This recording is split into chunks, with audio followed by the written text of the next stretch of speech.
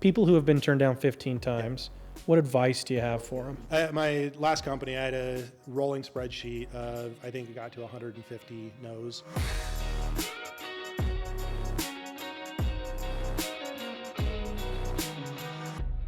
Welcome everyone to the IO podcast. We are stoked to have Brandon Rodman here with us today. Before we get into it, I want to set some context that we shared in one of the last recordings we did, which is this. We're stoked to kind of launch what we're calling these IO podcast snacks. 30-minute overviews with exceptional founders, and the goal is to share 2 or 3 valuable things to other founders who can tune in for 30 minutes and learn from someone who's crushing it. These founders are all going to come from this exceptional startups list, which, as a reminder, in order to make the list, and we may ask you, Brandon, like if you want to share more about how the business is doing, but as a reminder, every company that makes the list has at least $5 million in revenue and is at least doubling every single year, which puts them in very rare air, unless they're above 20 million, at which case they can grow 50% a year. And Previ, which Brandon started a couple of years ago, clearly makes the cut. Stoked to have them on the list this year, and that's why we're glad to have you here today, Brandon. Thanks for joining. Happy to be here. Thanks, guys. Yeah, it's going to be fun. So, all right, we want to cover like three, 4 things. First is let's teach everybody a little bit what Previ is, why you started it. And then we're going to start peppering you with questions on what you've learned versus Weave and all of that. But let's just dive into it. So first question, Brandon, is what's Previ? Awesome. So Previ is my third company. My last company was a company called Weave, went public back in 2021. Previ, pure and simple, is an employee benefit. But employee benefits kind of suck. So it's not one of the sucky ones. It's a fun one. And what we ultimately do is we bring premium brands and employee pricing to employees. And so we kind of sit in the middle as a marketplace of making that happen. Okay, so we talked about you're growing fast, you're at a certain revenue size. Anything else you want to share about what's made Previ last couple of years pretty exceptional? Yeah, you guys had asked if I would share a metric. And the one that probably surprises me the most is just the rate at which something will grow and compound. So we started building in January of 2022, and it took us until the end of 2024, so December 31st, to get Previ in front of 300,000 employees across various companies. We started focusing on Utah and then branched out from there. So it took about 3 years to get to 300,000 employees that Previ was available to. Over the last 3 months, that's 5x'd. So as of now, we are available to 1.5 million employees. Well, you got 2 sitting right here. I Yeah. think we were on the train early. It's been awesome. You guys were on the train early. How did you decide which benefit to start with? That's a great question. We started with wireless service, so cell phone service. That was not the plan. If you look at the original pitch deck. I remember that pitch Yep. deck, yep. So back in September of 2021, just an idea, pitch deck. The plan was not to hawk cell phones for the rest of my life. That is not exciting. But the mission of Previ has always been from day one is to help employees save more of their paycheck. Just fundamentally believe employees, I owe everything to them. They believe in the vision of a company. Entrepreneurs can't get anywhere without them. And so I wanted to help them with the reason they're working, to make money. And so as we looked at how do we help people save money, everybody has a cell phone bill. And evaluating a bunch of different scenarios and ideas, found that a lot of employers weren't focusing on the cell phone as a way to save money. They had an opportunity to, every single company can launch a corporate cell phone plan, but most companies weren't. So Why? It's just too much work? Yeah, it's a lot of work.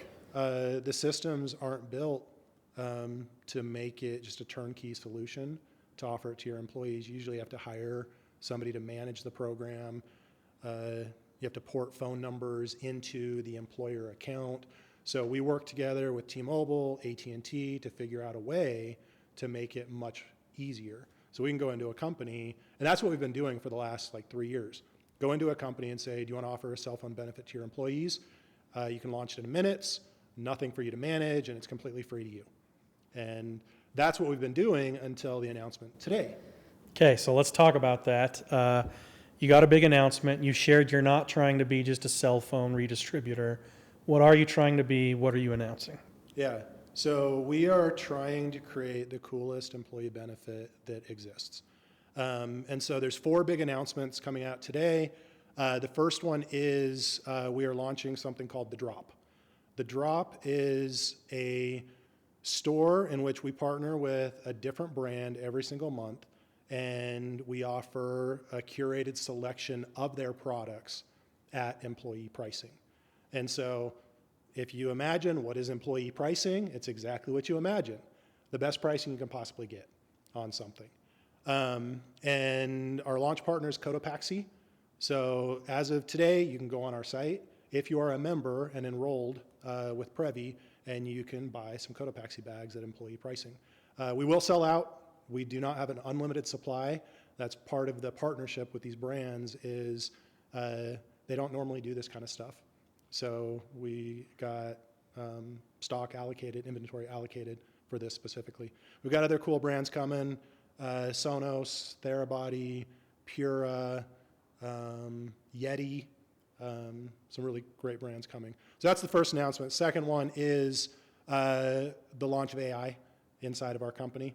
We're using it to do bill comparisons. So bills are really confusing. Your wireless bill is probably 15 pages or more. Insurance bills, those things are over 30 pages long, and they're usually filled with jargon, things you just don't understand when you read it. We're making those easy to understand, and then we'll do a quote and compare what you're paying with what we can offer, and we're saving people a ton of money with that. Launch number 3 is home and auto insurance as a benefit.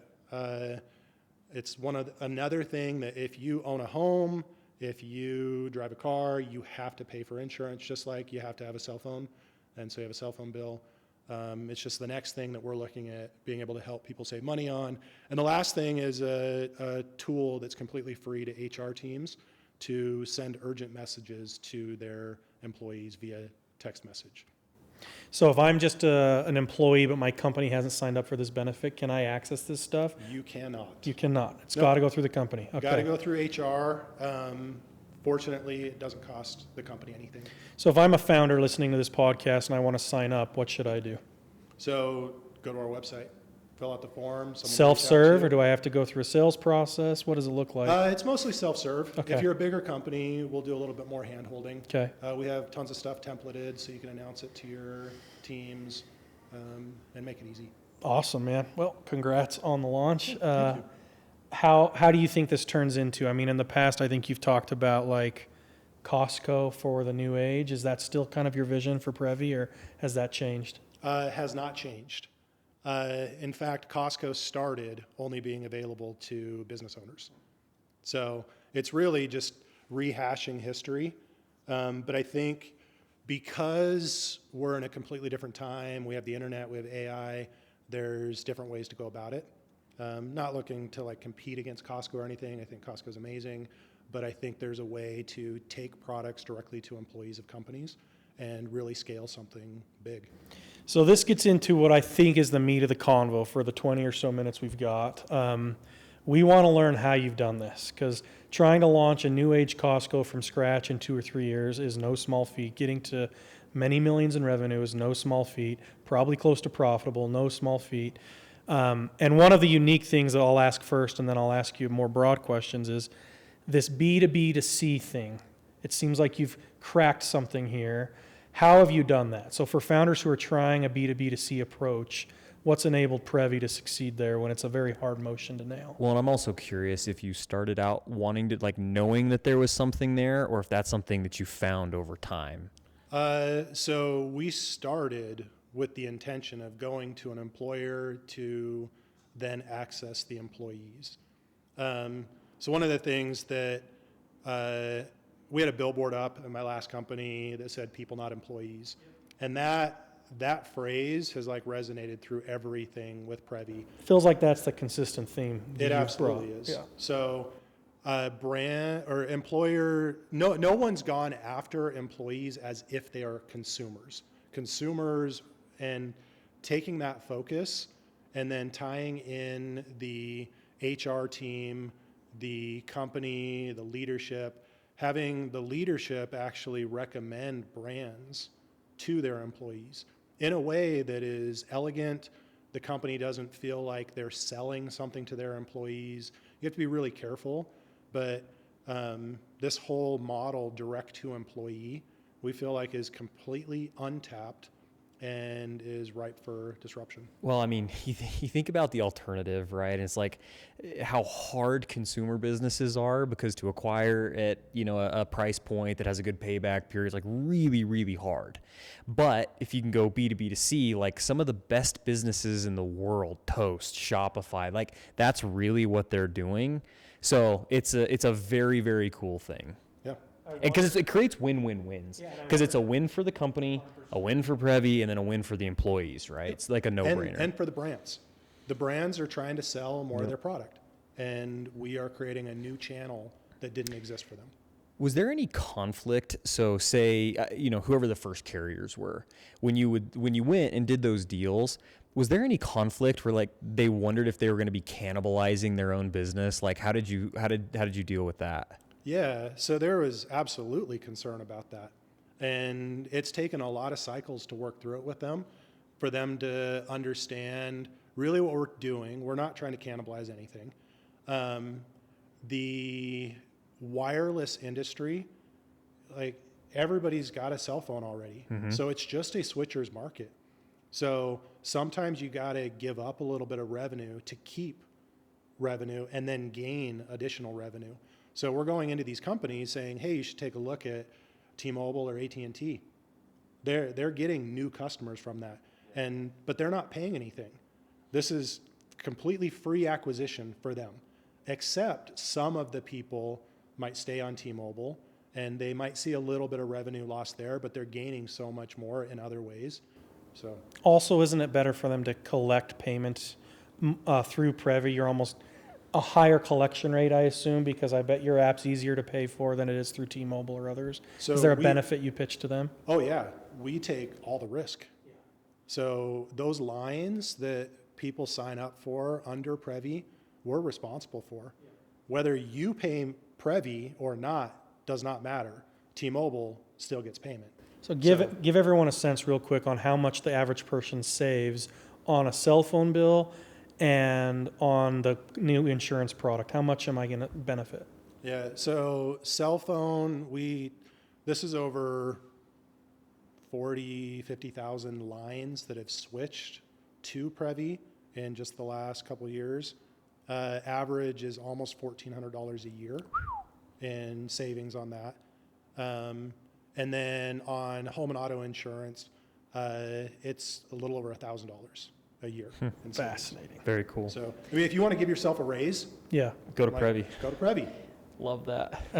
So my big question, because Weave is a phenomenal story here in Utah. One of the, private unicorn, public to this day, like very, very cool story. What are you not doing at Previ that you did at Weave? Like something, a mistake or a strategy or something that when you started again, you're like, we're not going to do that. What are some of those learnings? Yeah. I think so this is a luxury that I only have because I'm a second-time founder. Well, technically a third-time founder. First one, really small. We don't talk about that one. And with the success of Weave, I can be much more deliberate. I can be much more patient. I mean, what we've just launched, I originally pitched 3.5, 4 years ago. And we waited 4 years to actually put it out in the market. And there was, after that initial round of funding, which Tyler, you invested in personally, we tried to go to market again, pitched 15 different investors. Not a single investor took a second meeting. And most people would then say, well, I guess we're going to shut down the company, or they've got to figure something else out. And because of the success of Weave, I said, well, I'm going to fund it then. And so there's a lot of things that are very different. For anybody who has the chance, and something that I'm not doing this go around, I'm not giving up control of the company. I don't want to build anything else. And so again, being very deliberate in taking funding at the right time, not feeling forced to do things prematurely anymore. What about on day-to-day operations? Anything you're doing differently? Any meetings you've canceled? Any approaches you've completely changed? Or are you still the same operator day-to-day? I would say for the most part, still the same operator. I feel like I've seen a lot more. So like news with tariffs, I'm like, great. Like it's just like the pandemic. It's just like any other big thing. It's just like investors pulling funding. Like crap happens and you just adapt and you kind of just become zen with like, okay, there's another thing. Yeah. Like we're going to adapt. We'll figure it out. We may not like what we have to do, but we'll figure it out. I think that's a huge thing. You mentioned these 15 investors who have basically didn't give you the second meeting. 2 questions. What do you think they're missing? Why are they wrong? And for founders that are listening, what advice do you have to them after they get 15 no's too? Yeah. Well, I think the first thing is we were still early in the business. We were only hawking cell phones. We didn't have AI anywhere in the company. And so at that moment in time, I don't fault them. We looked like we were reselling cell phone service, and that was the business. And that's not really a venture backable business model. So I think they missed the big vision and where this is going, and really maybe understanding me and the rest of the team and the vision behind it, and that I'm just not going to quit. So I think that's what was missed. And then what was the second question? People who have been turned down 15 times, what advice do you have Or for 50. them? Or 50. Or 50. At my last company, I had a rolling spreadsheet of, I think it got to 150 no's. And it got unhealthy after a little while to keep tracking them. So, I mean, you got to make the decision.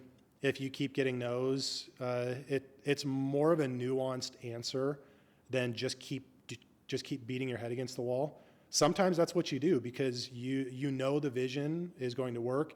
You're hearing all the validation from customers, and the investors just aren't seeing it yet. That's a key point, I feel like, because you mentioned nuance, and I think there is nuance there. It's bad advice to just bang your head against the same wall and get bloody. Yep. But the key point I think you make is if the market, meaning customers, are getting value, you can have some hope. And if not, you probably need to focus there. And investors just need to maybe catch up. Is that some of the nuance you're talking about? Sometimes it takes quite a while for investors to catch up. And sometimes a company looks small initially, and they don't see that it's going to get big yet. One thing that's always interesting to me is like you watch people who let investors run the business. Like you come out of a pitch and then you end up you try to tweak everything based on their feedback. Surefire way to fail, right? Like if you for Weave would have tried to pivot and tell everybody what they want to hear and craft Weave after what 150 people who didn't really get it was like, total failure. Yep. But your point is, if you're building for customers, if you're getting that validation, keep going, you'll end up with a special business that 150 people will want to invest in at some point in time, which sounds like Previ. Yeah, but look at Qualtrics. 12 years before they took on funding. Yeah. It takes a while. Like the 0 to 1 phase, doesn't matter if it takes 6 months or it takes 10 years. You can still build a massive company. So do you think that's still true? Because we're living through a period of time right now in tech where everyone goes 0 to 100 in 15 seconds, right? At least that's what it feels like. So as someone who's done this before, do you think that's still true? Like, is there still time? Is it still better to be, methodical and long-term oriented? Or, as Twitter would have you believe, is it just like this sprint to hundreds of millions? There's VCs on Twitter saying, T2, D3s like crap and you couldn't possibly be good if that's only as fast as you were growing, stuff like that. I mean, there are companies growing that fast. That's great. Not everybody is going to grow that fast. Every company has its own story. And I think that's the important thing to lean into. What somebody else is doing is not what you're doing. The circumstances are different. I think it's absolutely critical to take a long-term point of view. What are you going to, like when you get to 100 million in revenue, what are you going to do? You got to go to 200. You got to go to, after you get to 200, you got to go to a billion. Get to a billion, you got to go to 10 billion. It never ends. And so just getting somewhere quickly actually doesn't really matter in the big scheme of things. Can you sustain it is more important. Go ahead. I was just going to ask, what do you think's the most important thing you've done culturally at Previ to make it successful? So I think it starts with the people. Having a deep sense of trust for them. I personally extend that trust before I expect them to trust me. But life's short. I mean, I think you two met at Divvy. That's right. Now you guys are friends. Kind of. Yeah. Yeah. Maybe. Maybe sometimes. Co-hosts about as far as we go. Yeah, there you go. But these are the people you're going to spend a lot of your life with. You're going to be in the trenches. You're going to go through hard times with, and a bond gets formed. And after Divvy, you guys are still doing stuff together. I'm still doing stuff together with people from Weave. And so it starts with the people and building on the trust that you have, then layering in new people that fit in with that see the vision. But the best definition of culture that I've ever heard is people want to be a valued member of a winning team doing meaningful work. If you can get all three of those things, that's magic. Break down those three things for us real quick. Value So- member, winning team, great work. Why are those three things right? People want to feel valued. Yep. They don't want their managers treating them like a number, like they're a human being. The second part, a winning company, no one likes to lose. Yeah. And so whether you're growing 1,000% or 100% or 50%, those are all winning numbers. You just don't, if you see that your company might go bankrupt, like that's not a good sign. And then doing meaningful work, you got to see how this is going to impact the world. You got to feel good about it. I'm not saying you can't have a decent culture or even a good culture with two of those three things, but if you want one that's really amazing, you need all three. And all these cultures can be different. No culture is the same. I love that culture formula, and maybe that's the top insight of the convo, but I want to open it up to you. Are there any other lessons or things you're doing that you would share with people listening to the podcast, advice you'd give, anything you want to share that we haven't covered? One thing that has come to mind recently is this idea of all in and what it really means for founders when you try to balance it with mental health and you are not your startup. I think anybody who, while all true, and you have to be really careful with it, if you're not all in and you don't make your startup everything to you, obviously don't sacrifice your family. There are clear lines not to cross, but you still have to understand that nuance and make that decision and go all in. If you only give it 80%, you're only going to get 80% out. If you give it 90%, you're going to get 90% out. It's that last few percentage points that you get everything from. How do you know if you're all in versus not? Yeah, and how do you know on your team, like, oh, so-and-so's, like, they're all in versus, somebody else who isn't? Like, what does it look like? One, it's a feeling personally. Like, I know I am all in with Previ. I know the team is all in. You see it through excitement. You see it through people not leaving your company and joining other companies. So you can see it and you can feel it. And then, all in, financially, if you put money into it. I'm not saying do something stupid and put everything into it, but sometimes you have to. With Weave, we put everything in. We sold our cars, we were upside down in our house, We paid employees out of my personal bank account. Like, we were all in. With Previ, I put a lot of money into Previ, but I haven't put everything because I have a family now. And so you have to be careful. But if anybody looked at the percentage of my net worth that I put into Previ, they would say that's unhealthy. But I think it's right. I'm betting on myself. I'm betting on the team. Yeah. So. All right. I think those are some killer lessons. Maybe we wrap up with our Golden Spur question. We didn't put this in the notes, so we'll hit you with it live. You got to be crazy to do this twice. You've done Three weed times? 3 times. Easy. He said to forget the first. No, just kidding. And you're doing it again. You didn't have to money-wise. You didn't have to whatever-wise, and you're doing it again. What is driving Brandon Rodman? Why are you doing this? Why are you the way you are? Yeah, a couple of things. So one, I love the game. It feels like a sport. I love creating something from nothing. And in my time after Weave, before starting Previ, I got bored and realized how much fun it is to go from 0 to 1. And that's why with Previ, we're not going into an established space. Sure, it's the benefit space, but it's something completely new in that space that I hope people love. So that's the first thing. I just love the game of building, creating. Then specifically with Previ, and this was one of the biggest blessings ever, kind of after the fact, but my last company went public, and I wasn't part of that. I want to be part of it. And everybody tells me, you don't want to run a public company.